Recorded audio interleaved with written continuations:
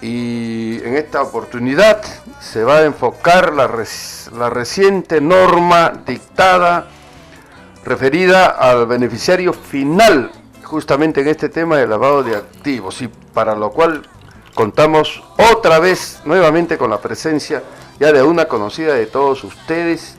Se trata de la doctora abogada Liliana Calderón Jacinto.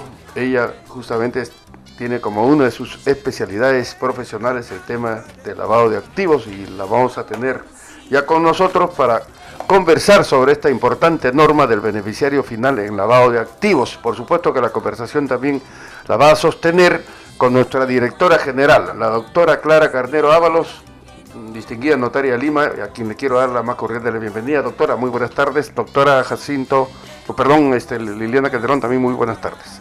Sí, ¿cómo estás, Ángel? ¿Cómo están, radioescuchas? Buenas tardes.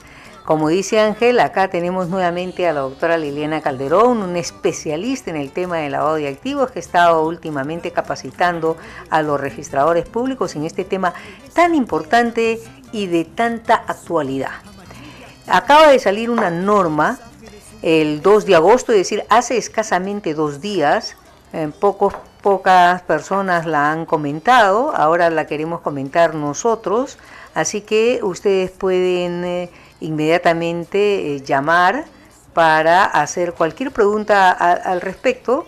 Todavía hay que ver cómo va a ser la aplicación de la norma en sí, ¿no? Pero por lo menos en el campo teórico podemos dar algunos alcances de lo que nos parece, sobre todo la doctora Liliana Calderón, de la aplicación, de cómo sería la aplicación de esta norma. También a todos los radioescuchas quiero manifestarles, quiero decirles a todos los que nos han venido acompañando durante 3 años, Ángel. Aproximadamente, doctora, efectivamente. Más o menos durante 3 años, que esta tarde cerramos un ciclo de este programa por la seguridad jurídica y tenemos el placer, como les digo, de hacerlo con la doctora Liliana Calderón. Vamos a estar por un tiempo fuera del programa porque lo vamos a reestructurar y ya Ángel será el que les comunique a ustedes cuando volvemos a empezar con el nuevo programa. Muy bien, buenas tardes, doctora Liliana Calderón, es un placer tenerla por acá. Y bueno, tenemos un tema nuevo para discutir y para comentar, que es el tema del beneficiario final. Entonces queremos que usted nos dé sus alcances al respecto. Sí, doctora, muchas gracias, Ángel, doctora Clara, por la invitación, y a todos los radioescuchas por estar el día de hoy con nosotros. Bueno, esta norma me parece bastante compleja, como ya lo comentábamos previamente, pero también me parece muy positiva, ¿no? Porque lo que busca, o la finalidad de esta norma, si podemos empezar por ahí, es un poco revelar a aquel beneficiario final o real que puede estar detrás de la persona jurídica o de ciertas entidades jurídicas, ¿no? Ahora, ¿por qué eso es importante? Porque vamos a saber quién al final del día es quien va a recibir los beneficios económicos de los negocios o las transferencias o las ganancias producto de la actividad económica de esta persona jurídica. Sí, es algo que el GAFI exigía al Perú como país. Es una de las recomendaciones del GAFI, la identificación del beneficiario final. El GAFI exigía también al gobierno del Perú, normativa que facilite conocer el beneficiario final. Ya en alguna oportunidad acá también en la radio he mencionado que Sergio Espinosa, la máxima autoridad de Unidad de Inteligencia Financiera, en uno de los últimos congresos que hubo, mencionó que estaba por salir una norma referida al beneficiario final, que ahora ya la tenemos, y más bien lo que en ese momento había expresado Sergio Espinosa era que lo que se pensaba era tener una especie de registro de beneficiario final en los registros públicos. Eso se mencionó por un lado. Por otro lado, también se mencionaba que este registro iba a estar a cargo de la Superintendencia de Banca y Seguro, así como que no se tenía claro quién iba a tener el registro del beneficiario final, ¿no? Aparentemente ahora va a ser la SUNAT quien tenga ese registro del beneficiario final y que sería además, se referiría únicamente a lo que son personas jurídicas. Uh-huh. Efectivamente.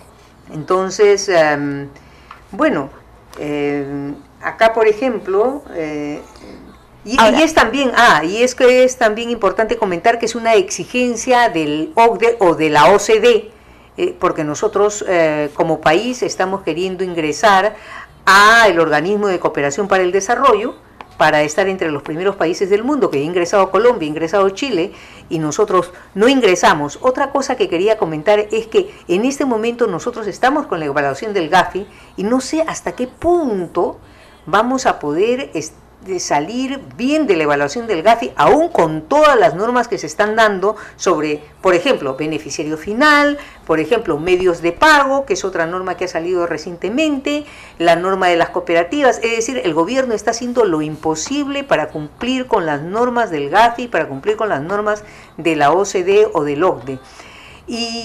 Y con tanta corrupción que se está encontrando en este momento en el país, con tanto descubrimiento de tantas cosas, con este alcalde que acaba de ser tomado preso porque no era un alcalde, sino era un delincuente, es decir, nosotros nos quedamos asombrados y la verdad es que no sé si pese a todas las normas que salen, nosotros vamos a poder no ingresar a una lista gris o ingresar a una lista negra con todo lo que está sucediendo en el país.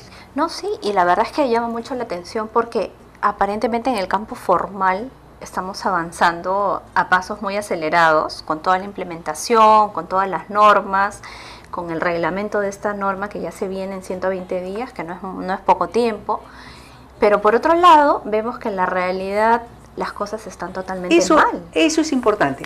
Quiere decir que no hay aplicación de la norma de ninguna manera, ninguna parte de la norma es aplicable hasta dentro de 120 días. Acá tenemos en la disposición complementaria número 1 sobre la reglamentación. Yo lo entiendo así. Por ejemplo, para nosotros los notarios, porque acá hay una modificación de la ley del notariado. Hay una modificación de la ley del notariado donde le piden al notario que el notario, a ver, vamos a leerlo, requerir a los intervinientes, esto ya lo sabemos, la presentación del documento nacional de identidad, esto es algo que se hace todos los días, también la identificación de los extranjeros, la calidad migratoria, etcétera. Y agrega la constancia de presentación de la declaración jurada informativa sobre beneficiario final ante SUNAT, documento que acredite que el beneficiario final ha cumplido con proporcionar información sobre su identidad a la persona jurídica o ente jurídico cuando corresponda. Claro, pero eso va además en relación con otro dispositivo que dice que la SUNAT pondrá a disposición de los notarios públicos un acceso virtual, mediante el cual los notarios debemos verificar la presentación de la declaración jurada del beneficiario final. Exacto. En consecuencia, si la persona declara sobre el beneficiario final, pero el notario todavía no tiene acceso virtual a la SUNAT que se lo debe dar al notario, entonces no hay, digamos, no se estaría aplicando la norma de la manera, por lo menos, en que está señalada en la ley. Ahora, la verdad es que podríamos aplicarla, pero el hecho es que estas personas tendrían que tener claro primero cómo van a hacer su declaración de jurada. Exacto. Hay todavía algunas cosas. Claro, por precisar. Es más, yo entiendo que en la reglamentación, como sucede en otros reglamentos, probablemente presenten como anexos el tipo de declaración que se tiene que presentar, ¿no? Y eso lo que va a hacer es finalmente estandarizar y generar un protocolo único para que todas las personas jurídicas o entidades jurídicas puedan presentar la declaración, porque si no vamos a encontrarnos con declaraciones de un tipo, de otro tipo, y yo entiendo que la idea es uniformizar un poco el criterio, ¿no? Claro, efectivamente. Entonces, tiene que haber un formato Exacto. de declaración jurada de beneficiario final. Bien, para las personas que nos están escuchando, esto va dirigido a las personas jurídicas. Sí. ¿No es cierto? Bueno, va dirigido a las personas jurídicas Es decir, todos aquellos, escuchen por favor, todos aquellos que tienen una empresa. Nadie se libra. Exacto. Incluso la norma agrega que también esta ley va a ser aplicable a entidades o entes jurídicos como, por ejemplo, fideicomisos, fondos de inversión, ¿no? Y han fondos agregado, mutuos. y han agregado, porque los entes jurídicos, en las 789 está la definición de los entes jurídicos. Y en esa definición de los entes jurídicos no habían comprendido lo que ahora están comprendiendo como entes jurídicos, que son los trusts constituidos o establecidos en el extranjero con administrador o protector domiciliado en el Perú.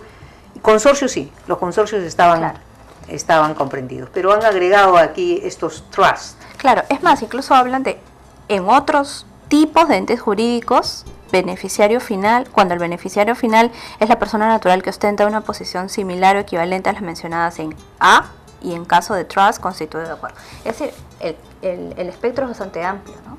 Yo diría que básicamente todos, ¿no? Claro. Bueno, nuevamente, todas las personas que tienen una empresa y que van a constituir una empresa o que van a hacer modificación de estatutos o que van a realizar un aumento de capital o que van a realizar cualquier acto ante notario público, van a tener que declarar ante este notario y previamente haber declarado ante SUNAT a través de un formulario que se va a llamar declaración jurada informativa.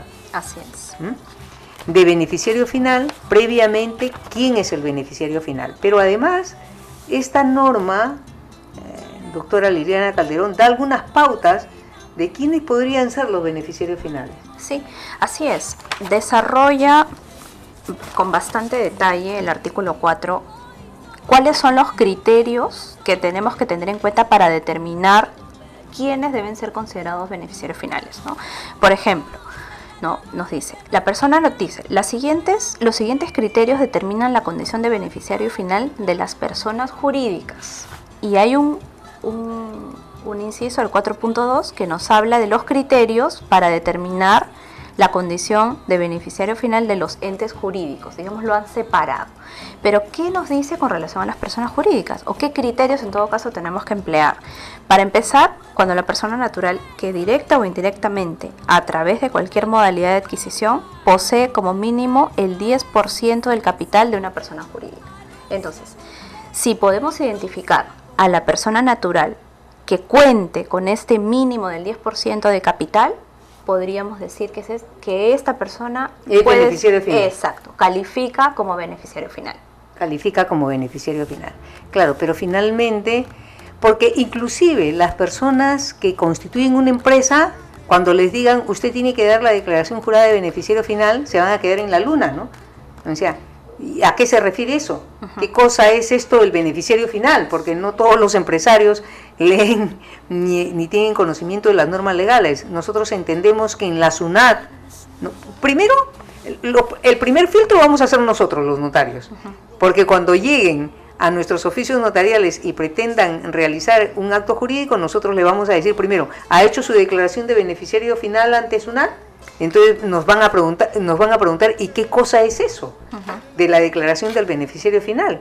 Y nosotros le diremos, bueno, ha salido una norma, ¿no?, que es este decreto legislativo, que es el 1372, en la que usted tiene que hacer previamente a cualquier acto que realice ante notario una declaración de beneficiario final. Y nosotros tenemos además que verificar después que esa declaración usted realmente la haya presentado ante SUNAT virtualmente. Exacto. ¿No? Entonces, van a tener que ir, declarar ante SUNAT quién es el beneficiario final, que son los socios de la empresa que tengan más del 10% del capital social. Claro, o sea, digamos, en ese primer criterio se entendería que aquellos que tengan menos del 10% no vendrían a ser el beneficiario final. Por lo menos por descarte vemos que ese grupo no va a poder ser considerado como beneficiario final. Claro. Ahora, hay un segundo criterio que también me parece importante comentar, que yo diría que es un criterio relacionado con el control efectivo de la persona jurídica. Es decir, aquellas personas naturales que tengan la capacidad de remover los órganos de dirección. Y esto qué importante, porque finalmente los órganos de dirección o de administración de la persona jurídica son los que, como digamos, las propias palabras lo señalan, se van a encargar de todo el control de la persona jurídica, de las decisiones importantes de la empresa. Entonces, si podemos identificar a estas personas que tengan el control, ¿no?, sobre estas personas jurídicas, podemos también tener un segundo criterio de aplicación que sería sobre el beneficiario final, pero un control diferente a la propiedad, es decir, no aquellas que sean propietarias de, sino aquellas personas que, no siendo propietarias, digamos, de la persona jurídica, sí tienen un poder de control de la persona jurídica. Bien, relacionando lo que acaba de decir doctora Liliana Calderón, en el artículo 2, en el casi penúltimo párrafo, en el artículo 3, casi penúltimo párrafo, se refiere justamente a las expresiones de qué significa el que posee o controla. ¿Qué significa el que posee o controla? Dice, las expresiones finalmente posee o controla o control efectivo final, utilizadas en el presente decreto legislativo, se refieren a situaciones en que la propiedad y control se ejerce a través de una cadena de propiedad o a través de cualquier otro medio de control que no es el control directo. Así es. ¿Qué entiende usted por estas expresiones? Sí, lo que yo entiendo es, bueno, empezando un poco a analizarnos, dice, se refieren a situaciones en que la propiedad y o control se ejerce a través de una cadena de propiedad o a través de cualquier otro medio de control que no es un control directo. Es decir, aquí nada más yo entiendo que se descarta al administrador o al gerente general, ¿no? O sea, al que tiene un control directo sobre la persona jurídica, ¿no? Al que toma decisiones de manera directa. Entonces, aquí cuando nos dice, ¿no?, finalmente posee o controla, y nos habla de una cadena de propiedad, entiendo yo que es como un poder detrás del poder. O sea, como una persona detrás que no se presenta de manera tan clara o de manera tan directa a la persona jurídica, que no es de fácil identificación o en todo caso que no se identifica plenamente, ¿no?, sino que sabemos que de pronto es un accionista, ¿no?, que está fuera del ámbito de administración o gerencial o de la persona jurídica, ¿no? Por ejemplo, yo tratando acá de interpretar esto, cuando dice finalmente posee o controla, a ver, por ejemplo, y dice, se refieren a situaciones en que la propiedad y o control se ejerce a través de una cadena de propiedad. La cadena de propiedad puede estar establecida porque en las empresas existe el famoso libro de matrícula de acciones. Y finalmente, como los cambios de titularidad no se inscriben en el registro público, sí se inscriben o se deberían inscribir en un libro de matrícula de acciones. La mayoría de las empresas no tiene libro de matrícula de acciones, pero los que son, digamos, hábiles en estos temas y los que quieren lavar dinero seguramente van a tener un libro de matrícula de acciones para que vayan ahí la propiedad de las acciones de una mano a otra mano y no se pueda identificar plenamente quién es el propietario de estas acciones. ¿Qué pueden hacer los lavadores de activos? Constituir una empresa con dos personas que son amigos de ellos y que les dicen, no te preocupes, inmediatamente que tú constituyas las empresas me vas a transferir las acciones y ya no vas a estar tú como accionista de esas empresas. Pero lo hacen a través de un libro de matrícula de acciones que nadie conoce, solamente los dueños de las empresas. Estas personas figuran en registros públicos como los que han creado las empresas, pero ya no son los titulares de esas empresas. Los titulares de esas empresas son los que están en el libro de matrícula de acciones.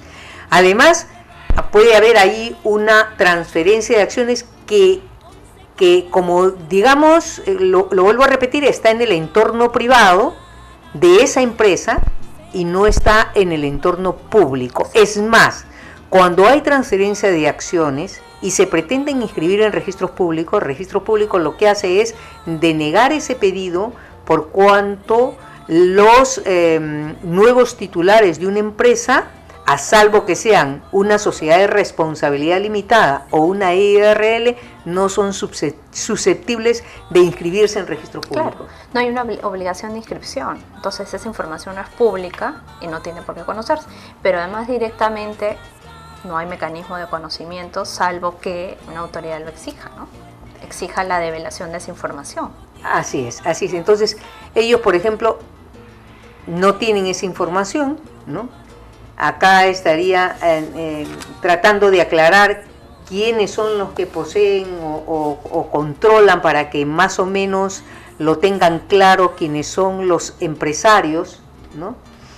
Los empresarios o aquellos que de alguna manera se quieran prestar a constituir empresas que tengan un poco de temor porque, oye, tú vas a tener que declarar ahora quién es el beneficiario final. Exacto. O sea, porque es como si existieran dos planos, ¿no? Un plano formal y público y un plano real. exactamente. Entonces, en el plano, digamos que ahora lo que va a estar, la obligación es develar la información de ese plano real, que a mí no me permites conocer, ¿no? O que públicamente no estás en la obligación de poner en conocimiento. Exactamente. Y eso es importante, ¿no? Bueno, habrán muchos que pensarán, bueno, determinada persona no va a develar probablemente quién es el beneficiario final, así lo conozca. Pongamos, nos ponemos en esta situación. Dos personas que tienen una empresa y que en realidad no son los propietarios de la empresa, son los testaferros de esa empresa, y le preguntan en la SUNAT, usted haga una declaración jurada de quién es el beneficiario final. Y evidentemente no van a decir el beneficiario final es mi amigo fulano de tal que me ha pedido que yo salga a figurar como el dueño de esta empresa. Entonces, eso me hace recordar un poco a lo que hace la embajada americana. La embajada americana te hace firmar un formulario en el cual te exige que tú digas si has cometido actos de terrorismo. Y por supuesto, nadie en su sano juicio va a poner, así sea terrorista, que ha cometido actos de terrorismo, que ha tenido problemas con el terrorismo, ni nada de eso. Entonces, la pregunta que viene a colación es, ¿y entonces por qué te ponen en una declaración jurada una pregunta que la persona no va a declarar que esté en acto de terrorismo, porque es evidente que no le vas a dar la visa? Entonces, la respuesta de la embajada americana es que lo piden porque si la persona de alguna manera se le llega a vincular con actos de terrorismo, inmediatamente le dicen, usted ha hecho una declaración falsa. No necesitan probarle en juicio nada, o sea, no necesitan probarle, sino hacerle la vinculación de que mintió. Claro, es como un control ex ante, ¿no es cierto? Con la posibilidad de un control posterior, en caso encuentren la información. Claro. Es lo mismo acá. Es lo mismo acá. Exacto, es para facilitar el trabajo de las autoridades, llámese la unidad de inteligencia financiera, en caso comunique algún tipo de estas operaciones a la fiscalía, y luego la fiscalía diga, bueno, pero usted firmó una declaración jurada diciendo que el beneficiario final era usted, uno de estos dos socios, supongamos, siguiendo el ejemplo suyo, doctora, ¿no? Claro. Tenemos socio A, socio B, y que finalmente son testaferros. Entonces, el testaferro dirá, o la fiscalía dirá, a usted testaferro firmó la declaración jurada indicando que usted era el beneficiario final. Y finalmente mintió. Sí, los americanos creo que el valor de la verdad o de la misma mentira tiene para ellos mucho más fuerza, ¿no?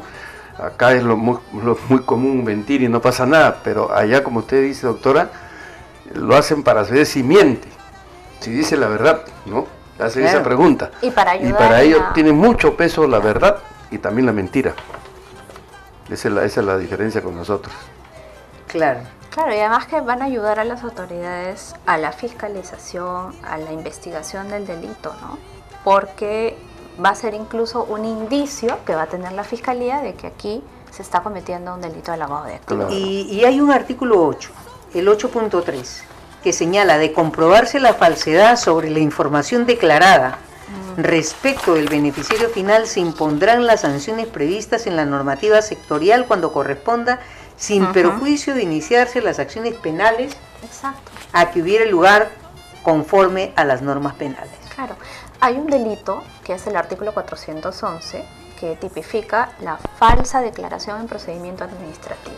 Es decir, cuando yo hago una declaración jurada como esta, consigno información falsa, soy pasible de que me sancionen por ese delito. Pero además hay un tipo también genérico, que es la falsedad genérica, que es un delito contra la gracia pública, que también está en el Código Penal, evidentemente, ¿no? Ambos delitos, ¿no? Claro. Para tener en cuenta.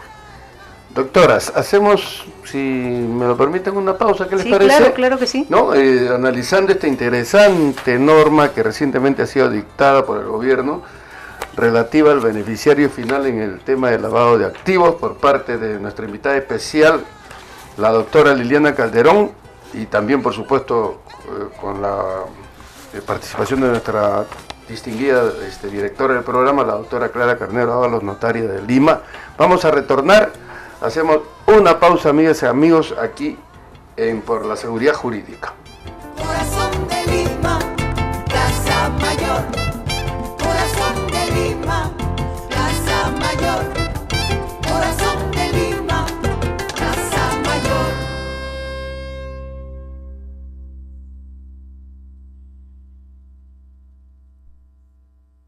¡Arriba, Perú! Radio Latina 990, La Poderosa.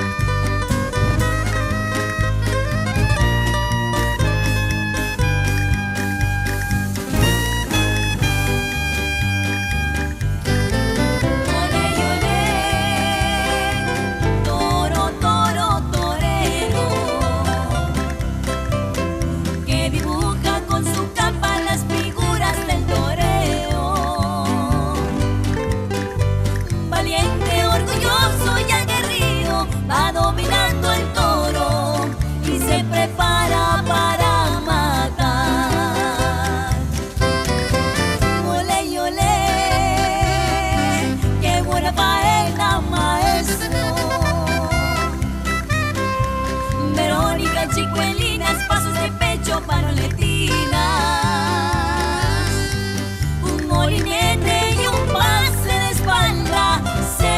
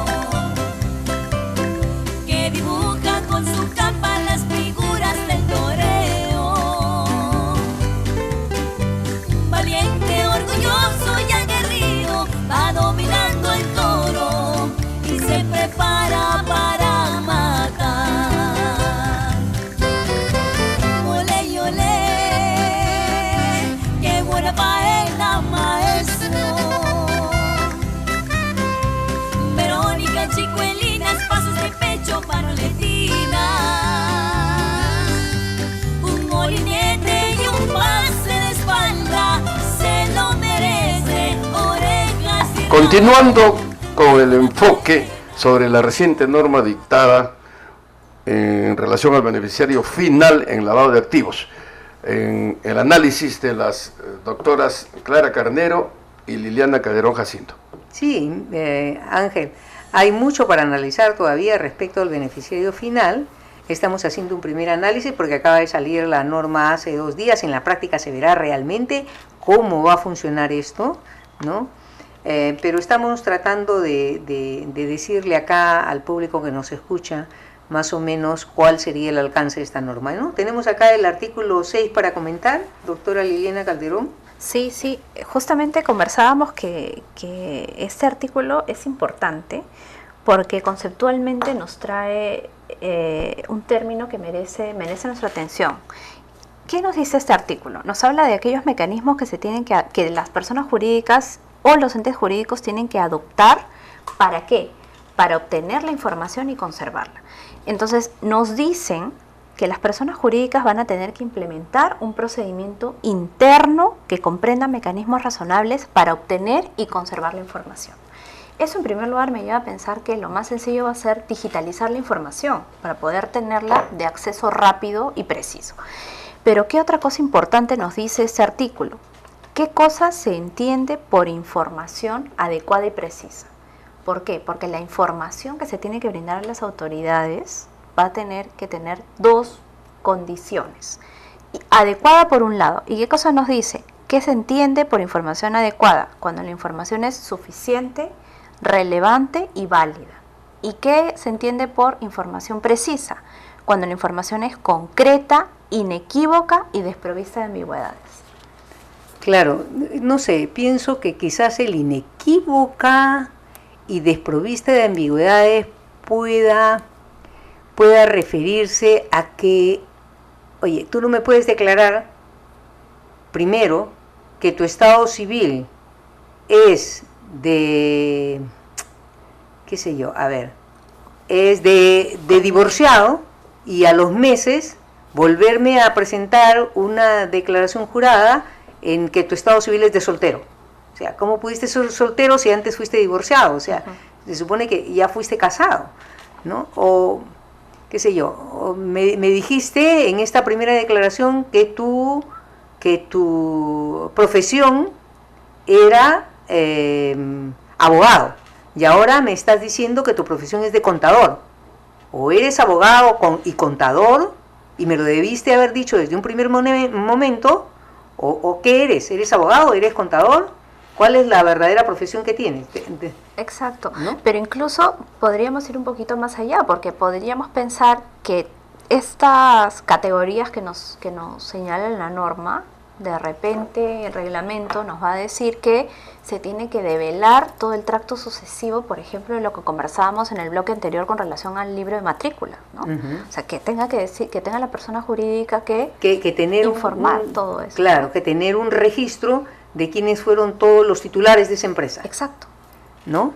Y ahí sí va a tener que ser, como dice la norma, información adecuada y precisa, sin ambigüedades, inequívoca. Claro, y entonces está obligada esa empresa a pedirle a todos aquellos que fueron los titulares de las empresas toda la documentación, sus nombres, documento de identidad, estado civil, domicilio, etcétera, y guardar esa documentación, ¿no? Bueno, esto es en el entendido que son grandes o medianas empresas, ¿no? Porque en realidad el 80% de las empresas que hay en el Perú es conformada por empresas familiares que en realidad se inician y terminan con aquel padre de familia o madre de familia que lo inició y que posteriormente los hijos a veces ni quieren continuar con el esfuerzo que han hecho los padres y liquidan la empresa y ahí acabó. Exacto. Acabó ese gran esfuerzo, ¿no?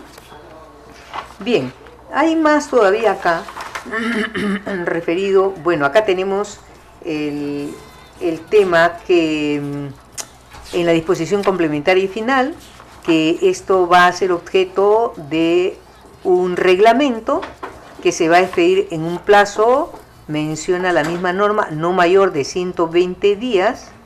Se entiende que son hábiles, ¿no?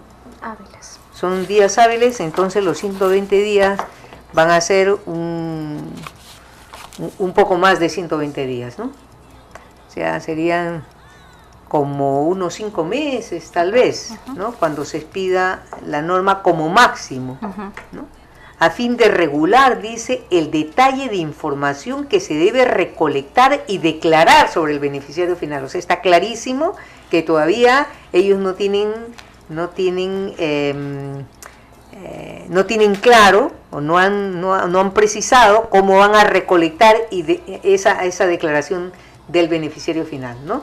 Claro, porque además pensemos que entiendo que no todas las personas jurídicas tienen un registro digital de la información, o sea, mucha de la información es física, ¿no? Entonces, además de eso, acordémonos que no hay una obligación de conservación de la información por siempre, ¿no? O sea, transcurre un periodo de tiempo y las personas naturales y jurídicas ya no tienen la obligación de conservar esa información, entonces pueden deshacer de la información. Entonces vamos a ver entonces qué tipo de información finalmente van a poder recolectar la SUNAT, ¿no? Por lo menos en cuanto a la SUNAT son 5 años de obligación. No, y además el personal que van a dedicar para que dé la información, la capacitación de ese personal, También. porque tienen que capacitar a personal para que el personal sepa cómo va a asesorar a todas las personas jurídicas sobre esta declaración del beneficiario final, ¿no? O sea, es toda una implementación, parece una cosa muy fácil, oye, vas y presentas tu declaración de beneficiario final, no, pero no es tan sencillo como parece, ¿no? Además, sobre todo que tiene que haber capacitación de aquellos que van a hacer firmar esa declaración jurada de beneficiario final, qué van a hacer con todas esas declaraciones juradas, dónde las van a archivar, en fin, hay todavía cosas que supongo que se deben dilucidar.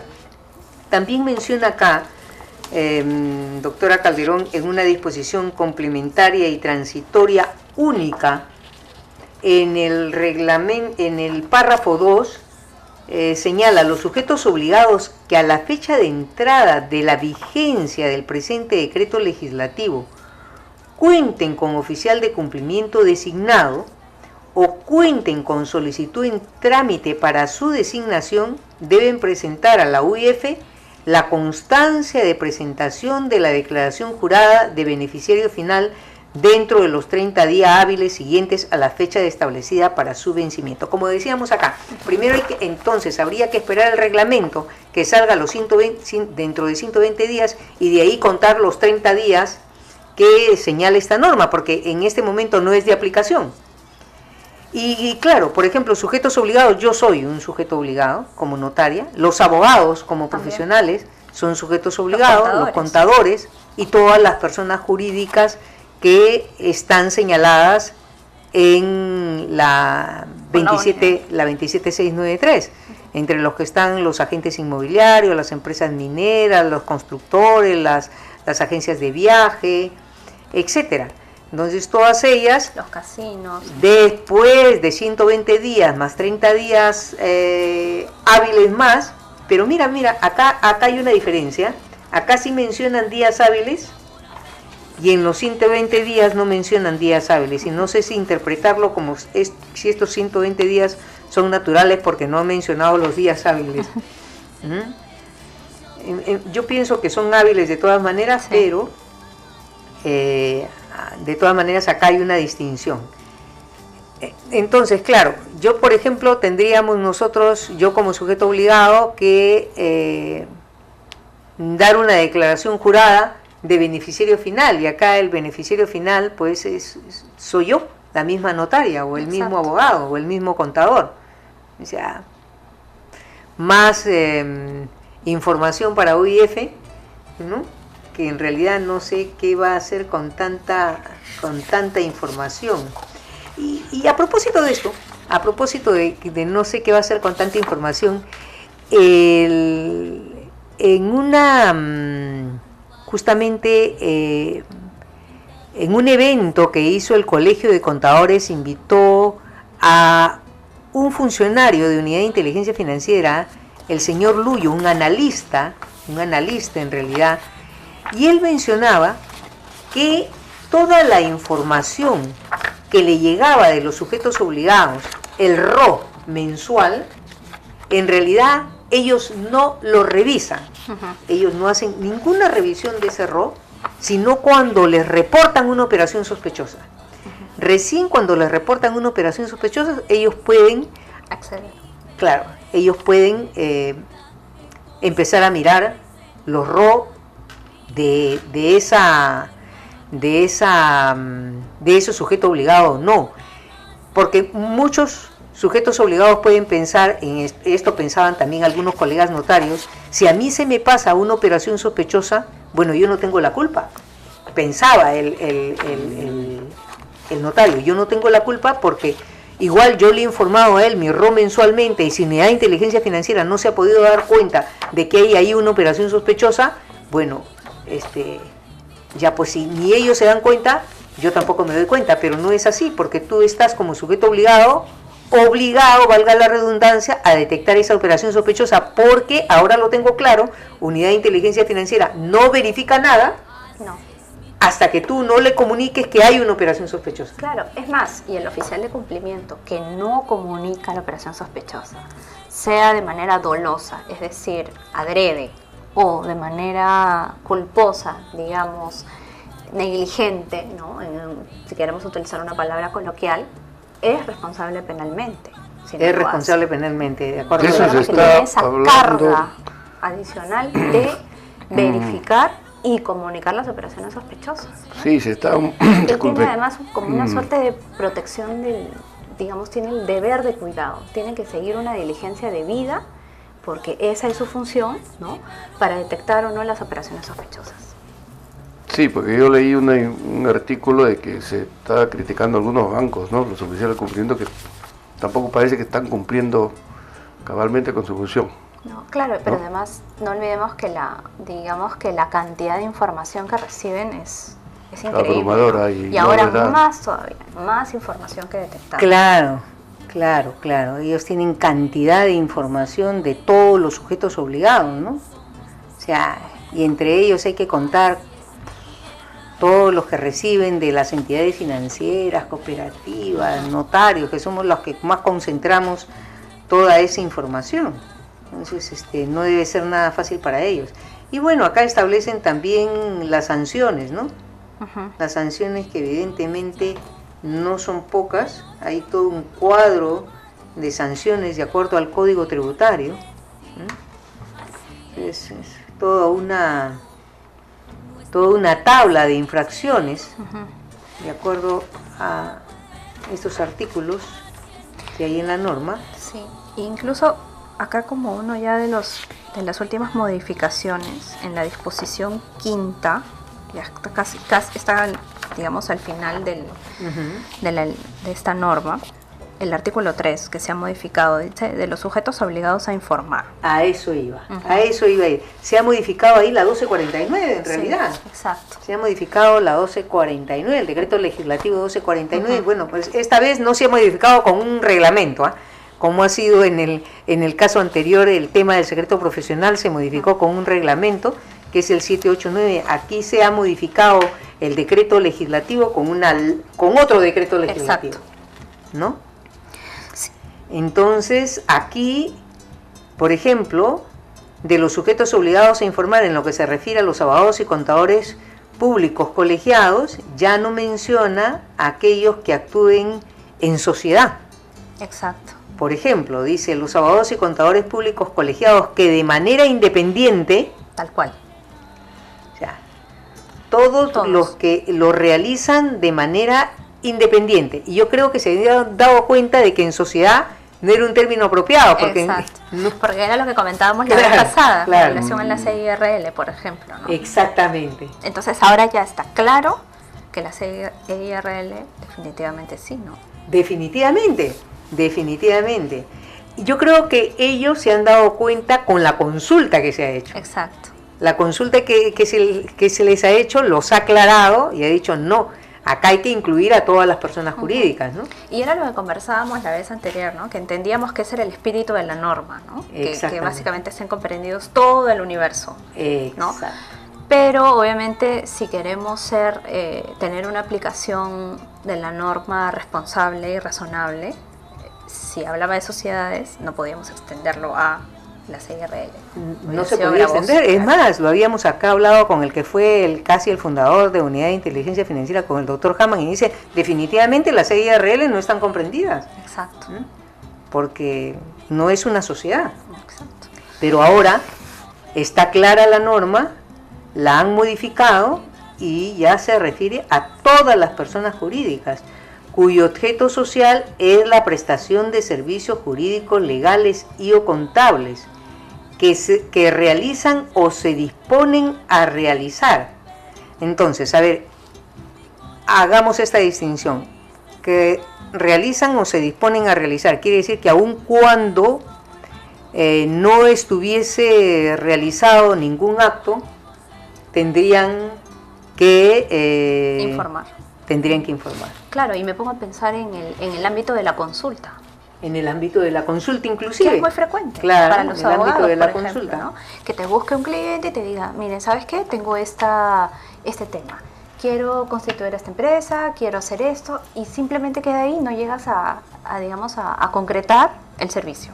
Entonces me pregunto, ¿también eso es materia de obligatoriedad de información? Claro, yo creo que voy a solicitarle a este grupo de abogados amigos que nuevamente hagamos una consulta nueva a raíz de la expedición de este decreto legislativo que ha modificado el 1249 en el sentido de que además precisen si las personas jurídicas están comprendidas, estas personas jurídicas que realizan servicios contables o jurídicos, están comprendidas aun cuando no tengan poder de sus clientes o actúen en nombre y representación de esos clientes. O sea, voy a insistir con que mis amigos y colegas abogados consulten nuevamente sobre ese tema. No, y me parece importante que se deje por sentado, porque yo me pongo a pensar ya desde el ámbito de mi especialidad, que es el derecho penal, ¿no? Estaríamos incluso adelantando la barrera la barrera criminal, la barrera de punición, porque si yo no he realizado ningún acto y simplemente como cliente me acerco a un abogado para explicarle cuál es la duda que tengo o qué es lo que he pensado hacer o qué esquema podría realizar y no lo hago finalmente, ¿por qué eso por qué eso tendría que ser, digamos, comunicado o informado por los abogados? Sí, realmente, eso es una discusión que nosotros como notarios tuvimos con Unidad de Inteligencia Financiera cuando nos quisieron poner en nuestra norma sectorial que era cliente aquel no solamente que recibe el servicio del notario, sino que aquel que el término era que recibe o solicita sin recibir. Y entonces nosotros hicimos una guerra con Unidad de Inteligencia Financiera sobre ese término, solicita sin recibir, no podemos aceptar eso. Lo eliminaron, pero parece que hay otros dentro del mismo Unidad de Inteligencia Financiera que no saben de ese acuerdo que hubo. Entonces unas normas tienen el solicita sin recibir y otras normas tienen otras normas no lo tienen. Claro. Se han quedado unas sin el solicita sin recibir, sino que el cliente es aquel que solicita y recibe, y hay otras en las que dice solicita, no, recibe y solicita sin solicita sin recibir, ¿no? Bueno, entonces, bueno, de todas maneras yo creo que acá de alguna manera necesita seguir siendo aclarado. En cuanto a las obligaciones del notario, está clarísimo que le tenemos que pedir esa declaración jurada y tenemos además que dejar constancia en nuestras escrituras públicas yo creo que vamos a tener que dejar constancia de que efectivamente nos presentaron esa declaración jurada, ¿no? Y que además han cumplido ellos con proporcionar a la persona jurídica, porque acá hay dos obligaciones para el notario. Una, que le pida la declaración jurada informativa sobre el beneficiario final que haya presentado ante la SUNAT. Dos, la verificación del notario a través de SUNAT virtual de que efectivamente sí presentó esa declaración a la SUNAT. Tres, que el notario les exija a esta persona jurídica un documento que acredite que el beneficiario final ha cumplido con proporcionar información sobre su identidad a la persona jurídica o ente jurídico que corresponda. O sea, ahí son dos documentos en realidad. Exacto. La declaración del beneficiario final y otra declaración donde además el beneficiario final haya dado los datos de su identidad a la misma persona jurídica. Es bastante. ¿No? Y además, la circunstancia, dice el artículo 54, debemos dejar en la conclusión, debemos poner los datos de la identificación del beneficiario final. O sea, vamos a tener que poner en la escritura pública, fulano de tal, quién es, ¿qué tendríamos que poner? Quien se ha declarado como beneficiario final de la persona jurídica denominada tal. Vamos a tener que ponerlo expresamente con esas palabras, que fulano de tal es el beneficiario final. Así va a tener que constar en nuestras escrituras públicas, ¿no? Bueno,